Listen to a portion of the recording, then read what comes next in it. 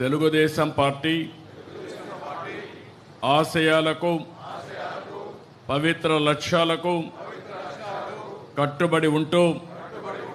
party సభ్యునిగా క్రమశిక్షణతో ప్రజాసేవాభావంతో మనస వాచ కర్మేణ నిరంతరం పాటుపడుతూ నిస్వార్థంగా అవినీతి అక్రమాలకు పాల్పడకుండా దీక్షా దక్షతలతో అంకిత భావంతో తెలుగుదేశం ప్రతిష్టను ప్రతిపత్తిని పరిరక్షించేందుకు ఎల్లప్పుడూ కృషి చేస్తూ పార్టీ మరియు ప్రజలు నాపై ఉంచిన విశ్వాసాన్ని వమ్ము చేయకుండా